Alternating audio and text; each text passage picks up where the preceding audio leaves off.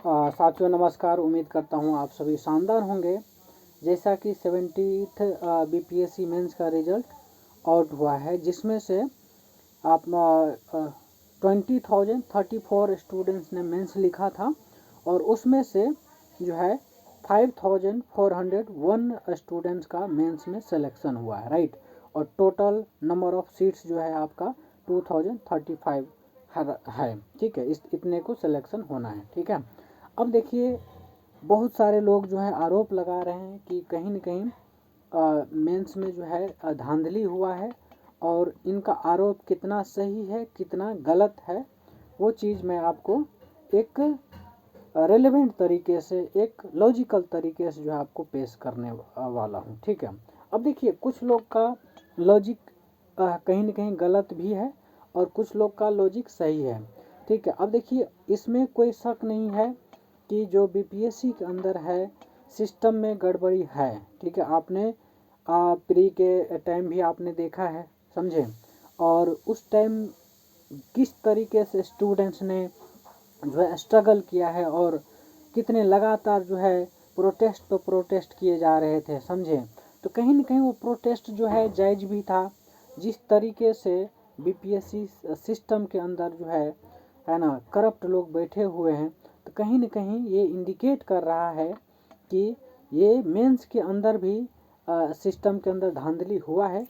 और जैसा आप सोशल मीडिया पर देख भी रहे होंगे कि कई लोग का लॉजिक सही है और कई लोग बेतुका वाली बात कर रहे हैं, ये भी सच है, ठीक है। क्योंकि सोशल मीडिया एक प्लेटफॉर्म मिल रहा है, तो वहाँ पर जो मन कर रहा है वो बक दे रहा है, ठीक है। बिना मतलब का एक दूसरे से कंपेयर कर दे रहा है, ठीक है। अब देखिए, कई बार ऐसा आपको देखने को मिलेगा, क्योंकि देखिए जिसका सिलेक्शन हुआ है, ठीक है, हम ये उसको गलत तो ठहरा नहीं सकते, ठीक है। इसलिए नहीं ठहरा सकते हैं क्योंकि हाँ, कुछ गलत लोग हो सकते हैं उसमें, ठीक है। मैं ये मान सकता हूँ कुछ लोग पैसे के बल पर गए होंगे, कुछ लोग जो है आपको घूस दे के या फिर जैसे भी 70-80 लाख जो भी दिए होंगे, वो इंटरनल बातें हैं, वो भी हुआ होगा, समझे। इसमें कोई शक नहीं है। लेकिन कुछ लोगों का रिजल्ट जेन्युइन होगा, क्योंकि देखिए 100% अगर इस टाइप से हो जाए, समझे, तो कहीं न कहीं जो है बीपीएससी का जो है रिवील होना तय है, ठीक है। तो इसलिए कुछ मामले में ये ज़रूर सत्य है कि धांधली हुआ है। और जैसे कि आप प्री में भी देखे होंगे कि स्टूडेंट जो है लाठियाँ खाई हैं, आपका जो है क्या कहते हैं, उसमें प्रोटेस्ट पे प्रोटेस्ट हुए जा रहे थे, लेकिन सिस्टम ने उसे एक्सेप्ट नहीं किया। सिस्टम ने उल्टे ही उन्हें ही गलत ठहराने की कोशिश किया। इवन कि हाई कोर्ट, सुप्रीम कोर्ट तक मामला जो है पहुंच गया है, समझे।